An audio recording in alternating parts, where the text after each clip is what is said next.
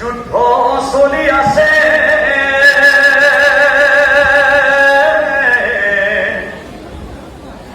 এই সঞ্জয়ে ধৃতৰাষ্ট্ৰ হব বিবৰণ দি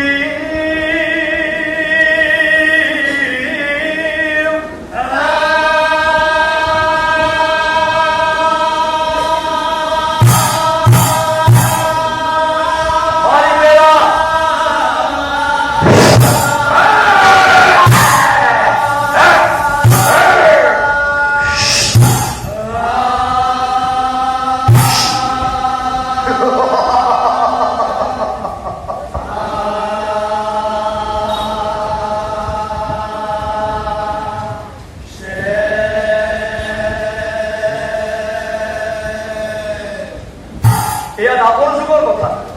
কুৰুক্ষেত্ৰত কৌৰৱ আৰু পাণ্ডৱৰ মহাযুদ্ধ চলি আছে। এটা প্ৰশ্ন হল, এই ঐতিহাসিক কুৰুক্ষেত্ৰ মহাযুদ্ধ বাৰু কিমান দিন চলিছিল, কিমান দিন হৈছিল, এটা সময় কিমান আছিল?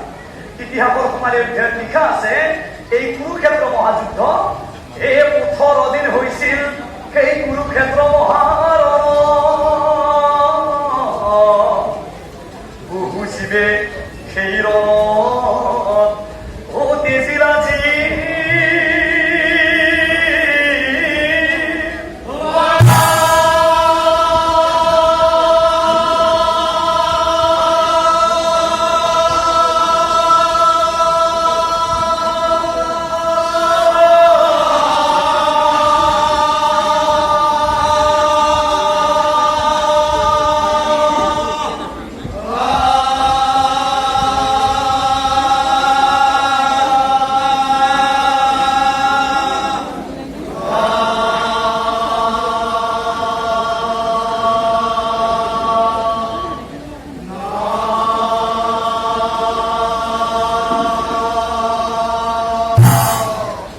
আকৌ প্ৰশ্ন, এই 18 দিনীয়া কুৰুক্ষেত্ৰ মহাযুদ্ধ বাৰু কোনে কোনে দেখা পাইছিল? যিসকলে যুদ্ধ কৰিছিল আটাইবিলাকে এই কুৰুক্ষেত্ৰ মহাযুদ্ধ দেখা পোৱা নাছিল। কাৰণ নেপথ্যত কি চলি থাকে, সঁচা কোনবিলাক, মিছা কোনবিলাক, ইয়াৰ গোপন ৰহস্য কেৱল 3জনে দেখা পাইছিল। এই 3জনৰ ভিতৰত এজন আছিল সিন্ধুৰা, আৰু আনজন আছিল বৰবৰী, আৰু আনজন আছিল সঞ্জয়। সিন্ধুৰা কোন আছিল? সিন্ধুৰা তেখেত আছিল চন্দৰ পুত্ৰ, এজন প্ৰবল যোদ্ধা আছিল।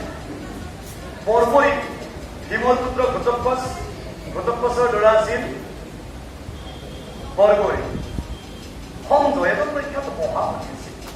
অন্ধ ধৃতৰাষ্ট্ৰই তেখেতে জন্মান্ধ, তেখেত চকুৰে দেখা পোৱা নাছিল। আৰু যুদ্ধৰ এই 18 দিনীয়া যুদ্ধখনৰ গোটেই দৃশ্যটো সঞ্জয়ে ধৃতৰাষ্ট্ৰক শ্ৰৱণ কৰাইছিল।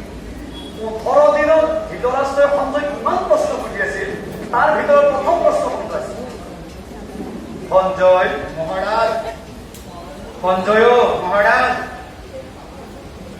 যদিও মই চকুৰে দেখা পোৱা নাই, তুমি শুনিছা সঞ্জয়? হয় মহাৰাজ, মই শুনি আছো। এই যুদ্ধৰ তথ্যবিলাক তোমাৰ পৰা শ্ৰৱণ কৰিবলৈ মোৰ ইচ্ছা গৈছে। যদি তুমি বেয়া নাপাওঁ মোক এইটো প্ৰশ্নৰ উত্তৰ দিব পাৰিবা নাই সঞ্জয়?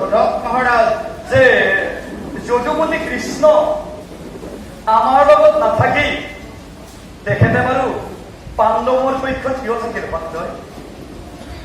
আৰু দ্বিতীয় প্ৰশ্ন, এই 18 দিনীয়া কুৰুক্ষেত্ৰ মহাযুদ্ধত 18 লক্ষ সেনা নিহত হৈ গৈছিল। প্ৰভু কৃষ্ণৰ 8 লক্ষ নাৰায়ণী সেনাই কৌৰৱৰ হৈ যুদ্ধ কৰিছে, এইবিলাকো মৰি গৈছিল। এটা প্ৰশ্ন, প্ৰতিদিনে লক্ষ লক্ষ সেনা সৈন্যবিলাক কুৰুক্ষেত্ৰত মৰি থাকে, এই মৃত সেনা সৈন্যবিলাক কি হৈ গৈ যায়? মৰাশৰ ওপৰত যুদ্ধ হোৱা নাছিল, এতিয়া পেলাই দিয়া চাফা কৰা ভূমিকাটো কোনে লৈ আছে? আটাইবিলাক প্ৰশ্নৰ উত্তৰ আমাৰ এই নামটোৰ জৰিয়তে প্ৰকাশ পাইছে। প্ৰথম প্ৰশ্ন, সঞ্জয়ৰ বুলি ধৃতৰাষ্ট্ৰ